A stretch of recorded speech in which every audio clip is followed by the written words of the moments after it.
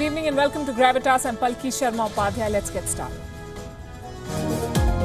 Gravitas, co-presented by SBI Mutual Fund, a partner for life. Chemistry That Matters, Sabic. Skoda, superb, best in next class. Co-powered by Star Health Insurance, the health insurance specialist.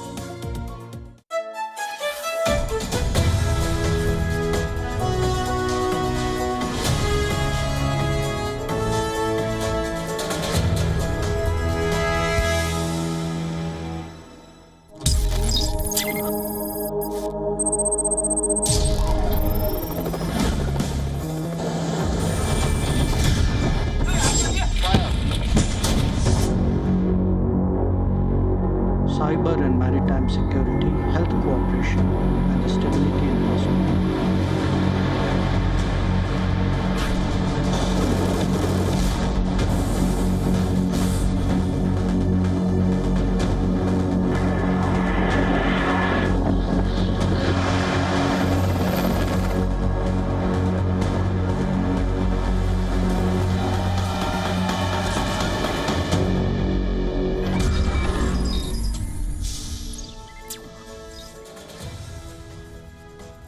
Any alliance needs commitments, and the strength of the alliance depends on your willingness to meet those commitments.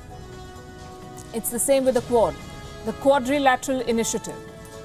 A group of India, Japan, the US and Australia, long touted as the answer to China's aggression, once again proving to be not up to the task.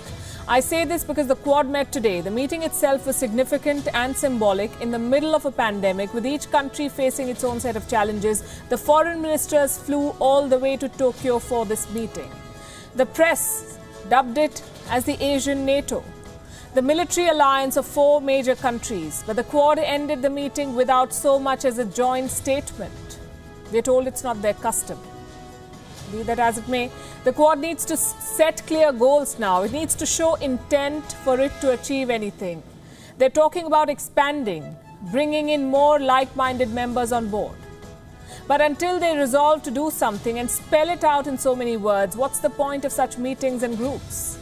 On Gravitas tonight, we'll discuss what the Quad achieved today, the kind of promise it still holds, and what members must do to achieve their full potential. Also on the show, more proof that Turkey is stoking the Armenia-Azerbaijan clash. It is sending Syrian fighters to Nagorno-Karabakh. We'll bring you the very latest. The US president is out of the hospital less than a month before the election. Controversies over Donald Trump's health refuse to die down. In Pakistan, the foreign hand has reared its head again. Prime Minister Imran Khan says India is propping up the opposition protest. And a new battle over basmati. India wants to geotag the rice it sends to the world. Which country is objecting and why? We'll tell you, but first, as always, Gravitas Global Headlines. Kremlin critic Alexei Navalny has made his first video appearance since he was discharged from a Berlin hospital. In the interview given to a prominent Russian YouTube blogger, Navalny says that he is considered as a threat and was poisoned by Russian authorities ahead of parliamentary election. Once again confirming the sad state of affairs in Pakistan, a survey has revealed that a majority of Pakistanis fear that the country is moving in the wrong direction, citing unemployment, inflation and poverty as major concerns. The survey was conducted by France-based Ipsos, the world's third largest market research company. Nepal is staring at another lockdown as the coronavirus case tally has surpassed China. Nepal's COVID-19 cases rose by 2,440 to a total of 89,263 on Monday. India has started a travel bubble with Bhutan in a bid to facilitate easier movement between the two neighbors. Bhutan is the third country in South Asia after Afghanistan and the Maldives, with which India now has a transport air bubble. In a victory for President Nicolas Maduro, a British appeals court has overturned a judgment which legitimized UK's recognition of opposition leader Juan Guaido as Venezuela's president. At the heart of the legal battle is the question of who controls the gold worth $1 billion stored in the Bank of England. The case now goes back to the High Court to determine which of the two rival leaders is in charge. Roger Penrose of Britain, Reinhard Genzel of Germany and Andrea Ghez of the US have won the Nobel Physics Prize for their research into the black hole. Penrose won half the prize for using mathematics to prove that black holes are a direct consequence of the general theory of relativity. Genzel and Ghez shared the other half for discovering that an invisible and extremely heavy object governs the orbits of stars at the center of our galaxy. Shocking pictures have emerged from Russia's Far East as hundreds of dead sea creatures washed up on the Pacific Ocean coastline.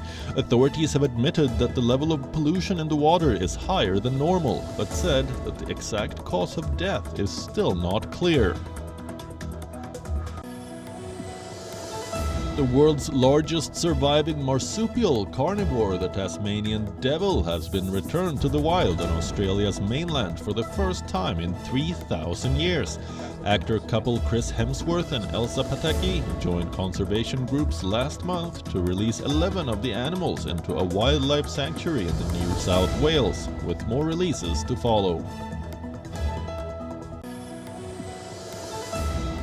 Third seed Elina Svitolina has crashed out of the French Open after a shock defeat to world number 131 and Nadia Podoroska in the quarter-finals. Svitolina was bidding to reach the semi-finals at Roland Garros for the first time in her career, but she was completely outplayed by Podoroska in a 2-6, 4-6 defeat. Podoroska has created history by becoming the first women's qualifier in the Open era to reach the semi-finals of the French Open. British cyclist Geraint Thomas has pulled out of the Giro d'Italia with a fractured hip. The 2018 Tour de France champion was dropped by Team Ineos for the sport's most iconic event earlier this year, but was one of the pre-race favorites for the season's second Grand Tour. However, a crash just before Stage 3 on Monday left the 34-year-old severely injured, and although he finished the race, he ended up losing more than 12 minutes on the race leader. A scan on Monday was inconclusive, but a second one on Tuesday morning showed a fracture.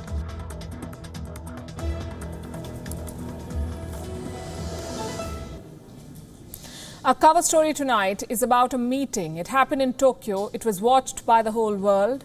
This was a meeting of the Quad, or the Quadrilateral Initiative, an alliance that could be the world's answer to China's aggression.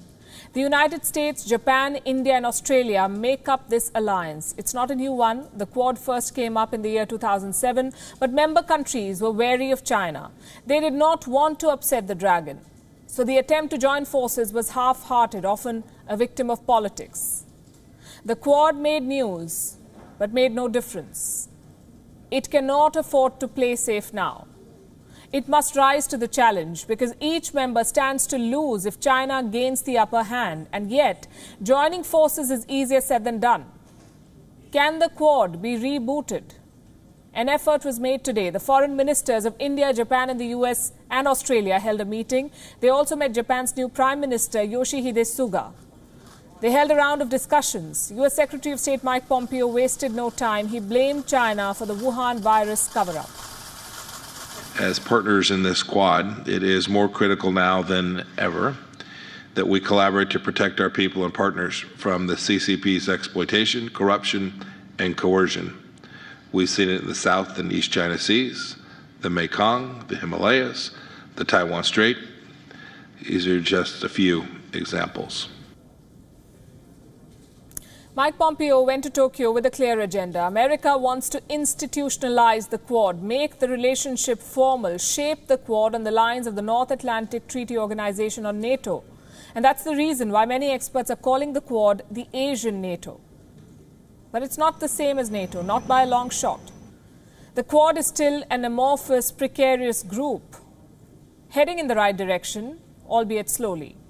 India's External Affairs Minister S. Jaishankar did not name China in his remarks, but he did bring up territorial integrity and apparent reference to the ongoing border standoff in Ladakh. As vibrant and pluralistic democracies with shared values, our nations have affirmed collectively the importance of maintaining a free, open, and inclusive Indo-Pacific. We remain committed to upholding the rules-based international order underpinned by the rule of law, transparency, freedom of navigation in international seas, and respect for territorial integrity and sovereignty and peaceful resolution of disputes.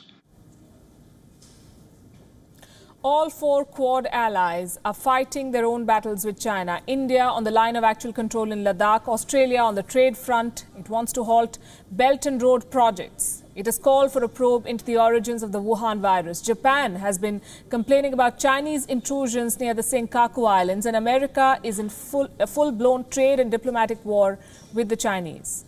So all these four players have a good reason to join hands. The question is, where do they go from here? Will this be a military alliance? The members talked about a range of issues today: counter-terrorism, maritime and cybersecurity, development finance, 5G and the Indo-Pacific. China is a central theme in all of this, but oblique references will not be enough anymore. Concrete action is the need of the hour. The Quad holds a lot of promise. As far as sales pitches go, the world is sold on its potential. But today's meeting ended without even a joint statement. Each member issued an individual statement. If they cannot bring themselves to issue a statement together, how will they counter the dragon together? Which brings us to the record of the Quad, not very inspiring. It has been around for 13 years and has remained a non-starter. The objectives were always the same, now better defined and more urgent than before, but fundamentally the same: to counter China's growing aggression. The problem is that the Quad was shy of saying it out loud. Will that change now? Here's a report. 4 countries, one agenda: stop China's efforts to dominate the Indo-Pacific. The threat isn't new, neither is the alliance. But in the past, the Quad has been shy of openly declaring its intentions. India, Australia, Japan and the United States make up the Quadrilateral, or the Quad. They met for the first time in 2007. A few years before this, these countries had joined hands for ad hoc relief operations after the 2004 tsunami. The Prime Ministers of India, Japan and Australia met with the then US Vice President Dick Cheney. The first Quad summit happened on the sidelines of the ASEAN Forum.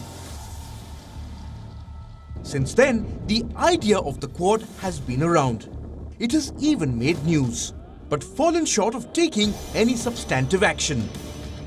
A decade later, in 2017, the alliance was resurrected. The members of the Quad had a working level meeting. And now, in the middle of a pandemic, the foreign ministers have met in Tokyo. There is a clear sense of purpose, an urgency to take a harder stand against China. As partners in this Quad, it is more critical now than ever that we collaborate to protect our people and partners from the CCP's exploitation, corruption, and coercion. We've seen it in the South and East China Seas, the Mekong, the Himalayas, the Taiwan Strait. These are just a few examples. America is not mincing words. The others are talking with their actions. Australia's Department of Defence has named China in its strategic assessment as a threat. It says that China is engaged in an active pursuit of greater influence in the Indo-Pacific. The report says that such actions could undermine stability in the region. India is already locked in a border standoff with China. Since May this year, New Delhi has imposed curbs on Chinese investments. More than 100 Chinese apps were banned by India. And Japan's territorial disputes in the East China Sea have flared up again. Japan was also the country that first proposed the Quad. Now it is playing host to the meeting of foreign ministers. Events of this year have clearly demonstrated. So what will the Quad do? The United States wants the Quad to have a clear military dimension. Reports say it is considering inviting the air forces of Quad allies for training at the Andersen Air Force Base in Guam. The Guam Air Base is a key United States military facility in the Pacific. It may also be China's first target if hostilities escalate between Beijing and Washington. Last month, the Chinese Air Force released a propaganda video that simulated an attack on the Guam base. But eagle-eyed fact-checkers were quick to point out how Chinese propagandists stole clips from Hollywood movies to make this fake video. In recent months, China has made its intentions clear. It is picking more fights and staking claim on more territories. The time is right for the Quad to move beyond being a symbolic alliance. It must set out clear objectives, and each ally must commit to tangible contributions. They could start by naming China as the common enemy first. Bureau Report, WION World is One.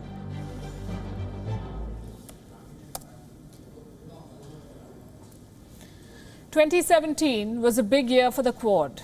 The group was revived. Do you know what was the trigger? China's Belt and Road Initiative, debt trap diplomacy. The Quad wanted to counter all of that.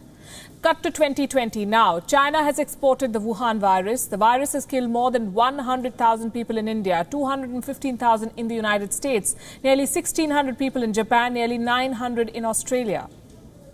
Beijing is also fighting a border conflict with India, trade war with the United States, punitive taxes on Australia, territorial disputes with Japan. It makes all the sense for these countries to join ranks. But then what? What do they want from the group they've formed? Look at the statements that they made today. Japan talks about infrastructure and cybersecurity. Australia wants an open Indo-Pacific. America vows solidarity against China. And India urges respect for territorial integrity and sovereignty. So is this just another alliance with a common adversary? Another grouping in the alphabet soup of geopolitics? We have SAARC, NATO, G7, G20, ASEAN, BIMSTEC, SCO, and now the Quad. Is it even an alliance? Not in the formal sense of the word. There is no formal mutual assistance treaty. The Quad does not have a secretariat, or for that matter, not even a website. US President Donald Trump is not a fan of alliances. India prefers fighting its own wars. Japan already has a military alliance with the US and Australia, so why do we need the Quad? As I said, it's more of a coalition, an amorphous group. And for it to make a difference, it will have to be more than that. What is the Quad's objective? A quote-unquote free, open and prosperous Indo-Pacific. And by Indo-Pacific, it means this region: the Indian Ocean, the Pacific Ocean, and the area around it. Which country poses a threat to all of this? China. China has militarized the South China Sea. Now, for the Quad to ensure peace, it must be proactive, not reactive. It cannot pull off another Philippines, drag China to the court and then watch it dismiss the decision. China is not famous for following the law. It understands the language of power and strength. So for the Quad to be successful, it must come out as a military coalition. The US has already increased its deployment in the South China Sea. In the month of June, India and Japan conducted a joint exercise in the Indian Ocean. In the month of July, India and the US conducted maritime drills in the Indian Ocean. Japan is now a part of the annual Malabar military exercise. It began in 1992 as a bilateral naval exercise between America and India. There's a lot of talk about Australia joining these drills. So together, the Quad can make a formidable force. Look at the numbers. China has an army of 2 million. The combined army of India, the US, Japan and Australia is 2.2 million. Chinese Navy, the strength is 240,000. For the Quad, the naval forces stand at 760,000. What about the Air Force? The PLA has 398,000 troops, the Quad 455,000. It makes sense for this to be a military coalition. Here's something else that the Quad needs: clear geostrategic goals. There's already talk of expansion. Earlier this year, a teleconference between Quad members had 3 special invitees: New Zealand, South Korea and Vietnam. They were called the +3 countries. And they joined to talk about the Wuhan virus pandemic. You see, earlier China was viewed as a threat only to the Indo-Pacific, but now it is being seen as a global threat. And at a time like this, the Quad will find resonance the world over. But first, the members will have to show intent and commitment. Put their money where the mouth is. Speak out without mincing words and hiding behind diplomatic jargon. For all the hype around this meeting, they did not even issue a joint statement. What kept the Quad members from jointly condemning the Ladakh standoff? From slamming China for snooping on the world? What kept them from calling out China's bullying tactics and, above all, for exporting a virus? The Quad, we say, is an idea whose time has come, but ideas need implementation. A strong force needs to speak the language of strength, speak jointly about global peace and multilateralism. The Quad hasn't done any of it yet. So we have 4 countries taking on China or appearing to take on China. Will Beijing stay silent? It won't. China is already mounting a counter-offensive against the Quad. It has gone to the World Trade Organization, the WTO. It is complaining about the ban on Chinese apps in India and the US. It happened last week at a closed-door meeting. A Chinese delegate raised the decision to ban apps like TikTok and WeChat. He said such bans violate WTO rules and that there is no evidence that Chinese apps pose a national security risk. Now, reports say Beijing will file a formal complaint against India and the US. It may file one. And that's a bit rich coming from China because it's a country that is a serial violator of free trade rules. Time and again, China has been accused of unreasonable restrictions. Multiple complaints have been filed at the WTO. In 2018, the United States filed a trade case against China. It accused Beijing of denying American companies basic patent rights. The idea was to stop Chinese entities from using their technology even when the contract has ended. Then we have Canada. Canada accused China of placing unfair import restrictions on Canadian canola seeds. Earlier this year, China lost a major case at the WTO. The European Union had moved a complaint against Beijing. This was over subsidies to Chinese industries. The EU had said that China subsidizes its companies to a great extent, especially steel and aluminium manufacturers. And this allows Chinese companies to undercut global competitors by a large margin. The EU fought the battle for 4 years. Ultimately, it managed to secure a win. So you get the pattern. China has tried to bend the WTO to its will, and others have complained repeatedly. In January this year, 3 members asked the WTO to ban various types of state support to companies. The US, the EU and Japan put forward this proposal. They called for a ban on market-distorting subsidies. The long and short of it is this: China's complaint about the app ban is blatant hypocrisy. China has banned all popular social media networks from the mainland. It has banned news websites that expose the Communist Party. Our own website, WIONnews.com, was banned this year by the Chinese firewall for exactly the same reasons. Experts say that if China files a complaint against the app bans at the WTO, it can be counter-sued. So will Beijing still go ahead? We'll keep you posted on that. For the moment, let's turn to another story that is making headlines the world over. A night of intense violence in the capital of Kyrgyzstan. The parliament was stormed, so was the president's office. Protesters were out on the streets. They wanted a rerun of Sunday's disputed election. After the mayhem on Monday night, the authorities have finally relented. There will be another election. Here's a report.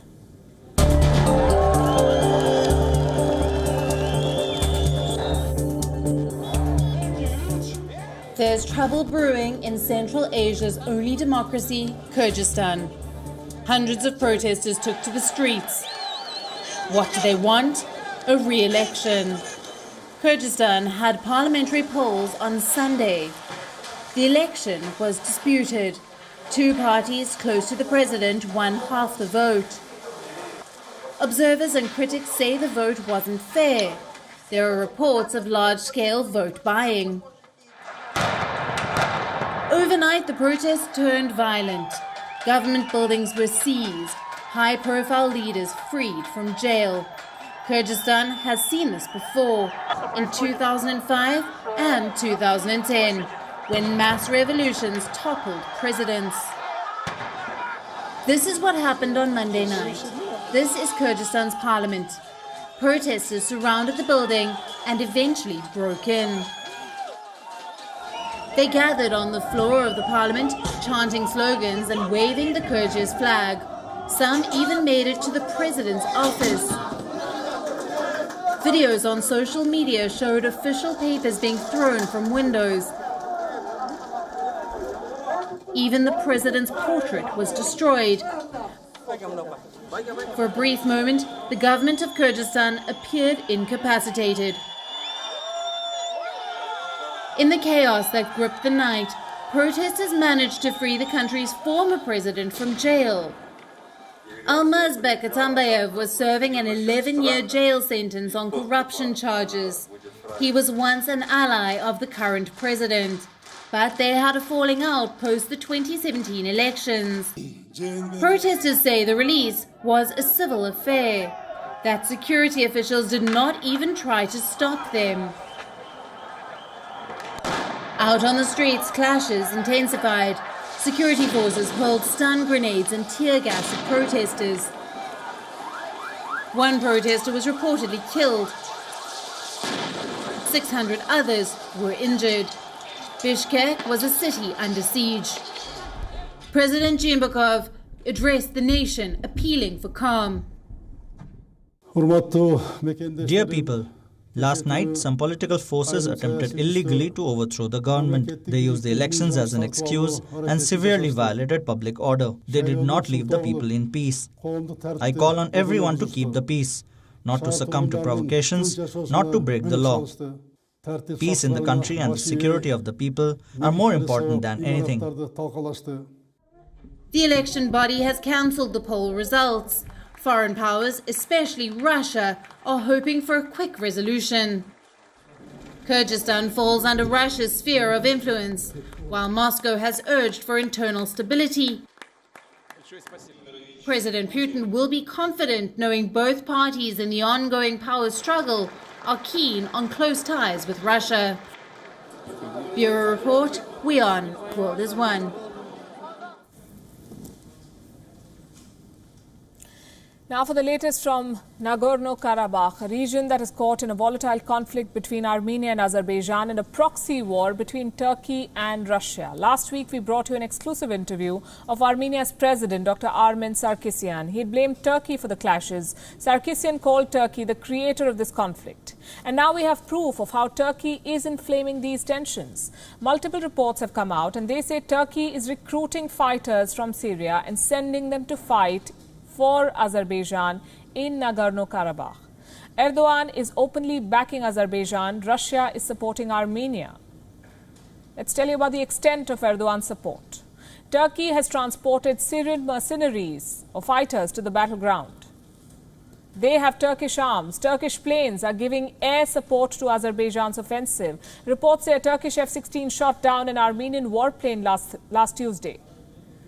Turkey is paying Syrian fighters to fight for Azerbaijan. Around 1,500 Syrians have been deployed to this region. According to reports, these are members of the Syrian National Army, the opposition militias backed by Turkey in the Syrian war. And these fighters have been offered a 4-month contract. Each month, they are paid $1,500 each in Turkish lira. For those who are killed in action, their families are entitled to a compensation of about $7,800. More than 50 Syrians are believed to have already died in this conflict. Syrian President Bashar al-Assad too has confirmed that Syrian fighters are fighting on behalf of Turkey, and he has called President Erdogan the main instigator of this conflict. Turkey has become a headache for the West. For the longest time, Turkey has been a reliable NATO partner. In exchange, Western nations equipped the Turkish forces with the most sophisticated of weapons. But then Erdogan started tightening his hold on power and the West began regretting arming Turkey. Because Erdogan has not only dismantled democracy, he's picking fights to gain power on the world stage. Look at what he's done in the past few months. He has supplied weapons and fighters to the government of national accord in Libya's civil war. Erdogan almost triggered a conflict with Greece in the eastern Mediterranean. He's very much a player in Syria, and now he's instigating Azerbaijan. Canada is one of the countries that armed Turkey. And now Canada has been forced to suspend exports. On Monday, it suspended the export permits issued to Turkey. Canada had first agreed to sell sophisticated Canadian drone technology to Turkey, and reports say that Turkey has been using Canadian military tech in the Armenia-Azerbaijan conflict. In fact, Canada has made the same mistake twice. Last year, it froze military shipments to Turkey. This was after Erdogan ordered an incursion against the Kurds in northern Syria. But Canada lifted the freeze in the month of May. Now it seems to be regretting that decision. The fighting has entered the 10th day today. Urban centers are being bombed. Civilians are facing the fire. The international community is calling for a ceasefire, but Turkey keeps pushing Azerbaijan. Today, the foreign minister of Turkey criticized the ceasefire efforts. He was in Baku, the capital of Azerbaijan. We have come here to show Turkey's and Turkish people's support to Azerbaijan to the whole world. Today, Azerbaijan is fighting to free its own lands under your leadership. It has the power and the capacity to do that. As Turkey and the Turkish nation, we are ready to give all kind of support to Azerbaijan at any time and in every field it needs.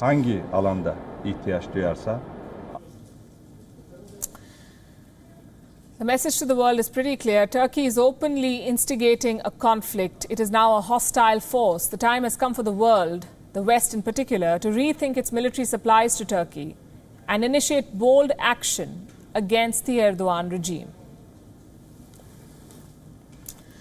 Let's turn to what's happening in a friendly country for Turkey, Pakistan. Imran Khan is facing a multi-front battle. Pakistan's economy is tanking. The country is staring at an FATF blacklist, and the Prime Minister is facing a united opposition. Prominent opposition leaders of Pakistan have joined hands against their Prime Minister. 11 opposition parties have formed an alliance. It's called the Pakistan Democratic Movement, PDM. The aim is to oust the Imran Khan government, and to achieve this goal, leaders across party lines, from the PPP's chief Bilawal Bhutto Zardari to JUIF chief Fazlur Rahman, they've all come together. They're voicing their displeasure with the army's interference in Pakistan's internal affairs and the dangers facing Pakistan's institutions and the country's stability as a whole.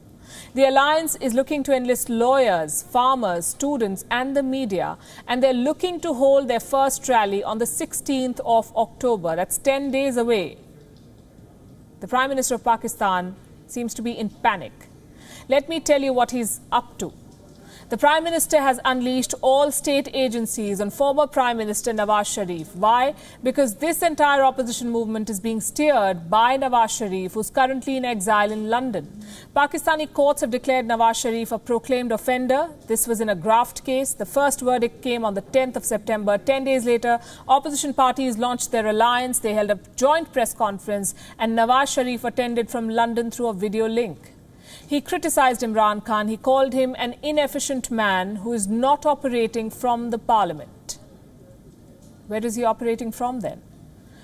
The army headquarters in Rawalpindi, perhaps. Nawaz Sharif also criticized the ISI and the Pakistani army. He called Imran Khan an army stooge.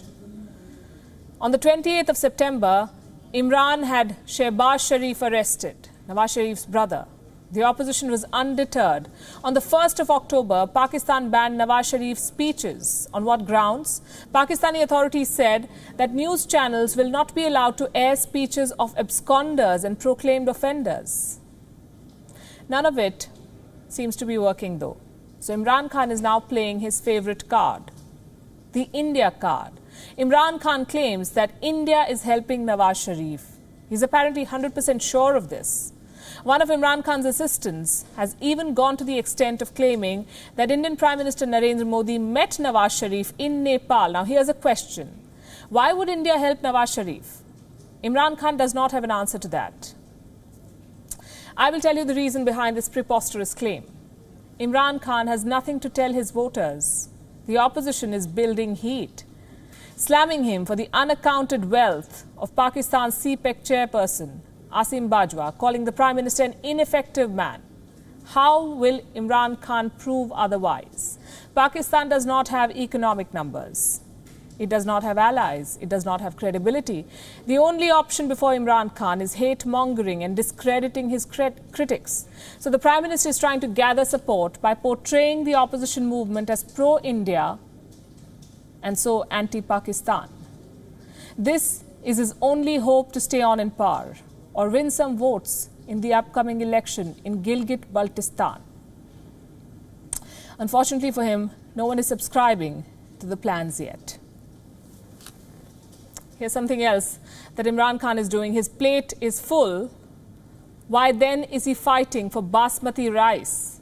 Pakistan has opposed India's claim for a GI tag for basmati rice. Believe it or not, India wants the long grain rice to be known as an Indian origin product, a variety exclusively grown in India, but Pakistan has protested.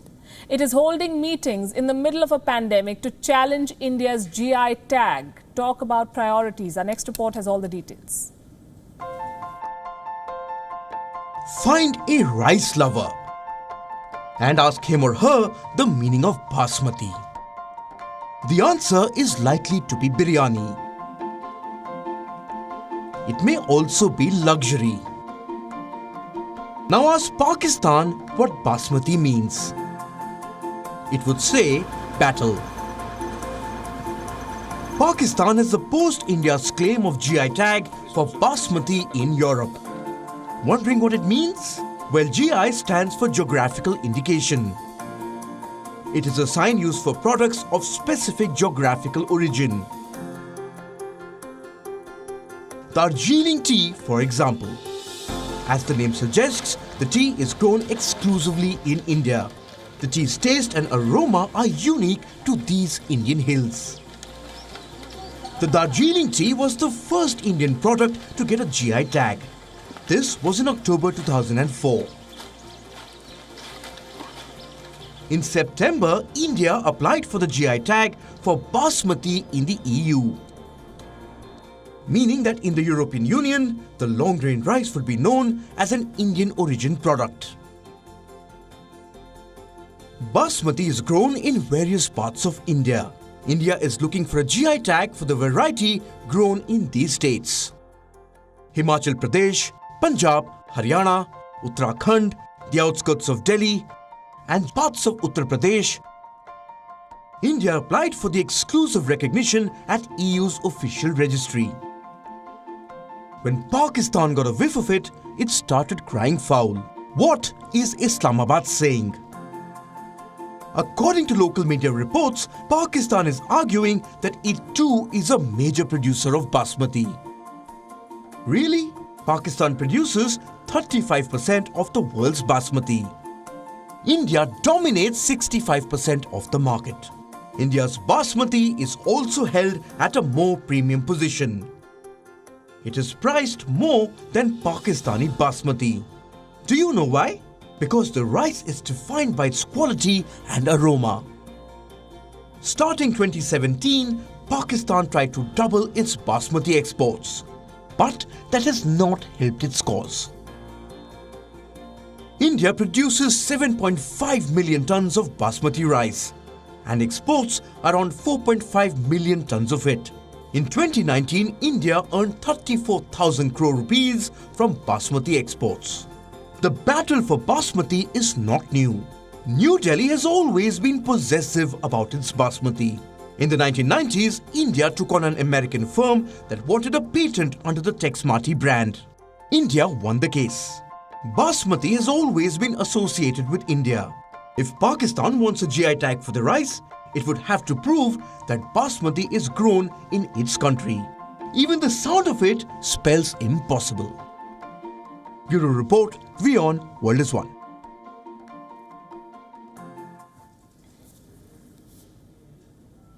In the US, Donald Trump is out of the hospital. After 3 nights at the Walter Reed Medical Center, the president is back at the White House. He arrived on board Marine One wearing a white surgical mask.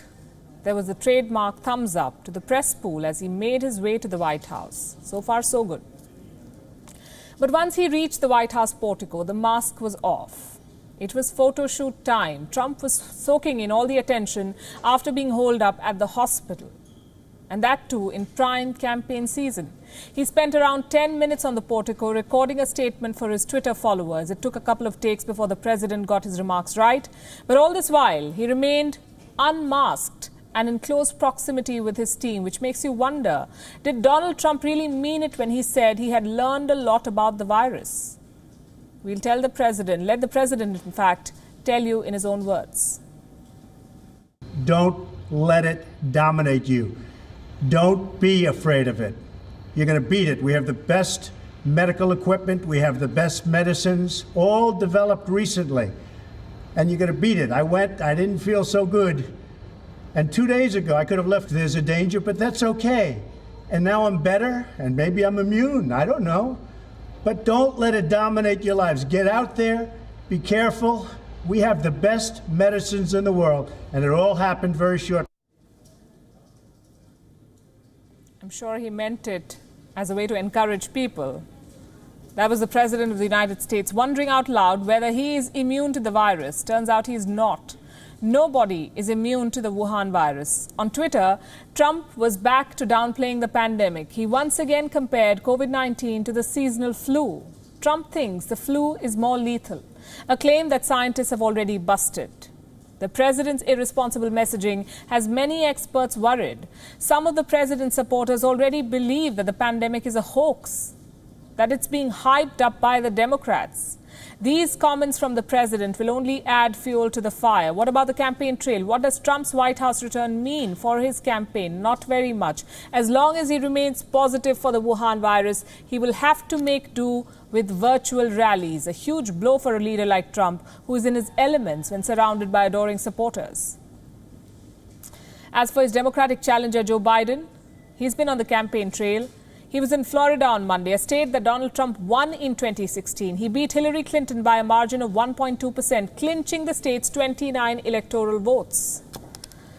One thing is clear. Donald Trump's path to retaining the White House runs through Miami. Biden's message in Florida centered mostly around the pandemic. He said the president was responsible for catching the virus as he continuously refused to wear a mask. I would hope that the president, having gone through what he went through, and I'm glad he seems to be coming along pretty well, would communicate the right lesson to the American people. Masks matter. These masks, they matter. It matters. It saves lives. It prevents the spread of the disease. Anybody who contracts the virus by essentially saying masks don't matter, social distancing doesn't matter, I think is responsible. Former First Lady Michelle Obama had a similar message. She accused the president of downplaying the pandemic and, most importantly, of not having a national plan to deal with it. With millions and millions of Americans left reeling from the worst job losses in recent history, with small businesses closing their doors for good, he and his party dragged their feet to provide necessary relief for people whose lives have been decimated under his watch. 7 months later, he still doesn't have a plan for this virus. 7 months later, he still won't wear a mask consistently and encourage others to do the same, even when those simple actions could save countless lives. Less than 30 days for the election, and we've got some new opinion polls too from 6 crucial swing states in the United States. In Wisconsin, Pennsylvania and Michigan, Biden is leading Donald Trump. But in the other 3 states, North Carolina, Florida and Arizona, the battle is neck and neck. The Democrats will be wary of these polls by the end of the day. It's the Electoral College that matters, not the popular vote. So what can you expect in the coming days from this election campaign? Well, the second debate is scheduled for the 15th of October, just 5 days from now. And Donald Trump intends to participate. Biden says he's ready as well, as long as doctors and experts give the green light. Even if the debate does go ahead as planned, President Donald Trump's support team is likely to be much smaller than in Ohio because the White House is now a coronavirus hotspot. Which brings us to this story. The outbreak at the White House. It has its own Wikipedia page now, by the way. Around 30 staffers have tested positive so far. There are countries with fewer number of cases than the White House. But it's not the only global power center which has turned into a hotspot. There's the European Commission, for example. Almost 180 people at the Commission's headquarters in Brussels have contracted the Wuhan virus. Its president, Ursula von der Leyen, is currently self-isolating. Last month, the European Council president entered self-quarantine. He later tested negative. But with the president in quarantine, the EU summit in September had to be postponed. There were cases in the Kremlin as well. Early on in the pandemic, some staffers at the Russian presidential office tested positive. It is not clear how big the cluster was. But the outbreak in the White House has been the most talked about. At the European Commission and the Kremlin, it was staffers who tested positive. No one close to the heads of state, let alone key associates. But in the US, both the president and the first lady have COVID-19. So does the president's press secretary and close aides like Kellyanne Conway and former Governor Chris Christie. Outbreaks at power centers could have a bearing on world politics. The smooth and seamless bureaucracy in these offices is what keeps the world ticking. Now, the land of the pharaohs has yielded another stunning discovery. Mummies that are said to be almost 2,600 years old, 2,600 years. It couldn't have come at a better time for Egypt. The country is desperately looking to boost its tourism industry. Here's a report. The sands of Egypt have revealed yet another treasure, a cache of 59 coffins, estimated to be 2,600 years old. They were discovered from a sealed well in the vast Saqqara necropolis, south of Cairo. Inside are mummies of priests and clerics from Egypt's 26th ruling dynasty. Even by Egypt's standard, this is a major discovery. I'm very proud that this discovery of today, with 59 wooden coffins in perfect condition of preservation, was done by Egyptian mission and Egyptian hands. This discovery, the entire 59 wooden coffins, will be displayed in the Grand Egyptian Museum. The first batch of these new coffins were discovered last month. 13 containers from a 36-feet well. They are part of a series of major finds emerging from Saqqara. Hundreds of tombs, including those from the first dynasty, are buried here. Saqqara is part of the ancient Egyptian capital of Memphis, a UNESCO World Heritage Site. The newly discovered coffins are in good shape. One of the sarcophagi was opened in front of the assembled reporters and diplomats. Inside was a perfectly preserved mummy. Egypt's antiquity minister believes this is just the beginning, that more coffins still remain undiscovered inside the burial site. So today is not the end of the discovery. I consider it's the beginning of the big discovery. It could be a while before the public can get a glimpse of these coffins. They are headed to the Grand Egyptian Museum in Giza, along with the sarcophagi discovered from Luxor last year. The museum has been under construction for a long time now. The opening, which has been delayed multiple times, is scheduled for 2021. Tourism is the mainstay of Egypt's economy, but the industry have been hammered by the pandemic. Such discoveries will be crucial in rekindling interest, which explains why the government invited a large group of journalists and diplomats to the unveiling ceremony. The message is clear. Spread the word about Egypt, the land that keeps throwing up centuries-old treasures. Bureau Report, WION. World is One. With that, it's a wrap. We're leaving you as always with Gravitas Images. Thanks for watching.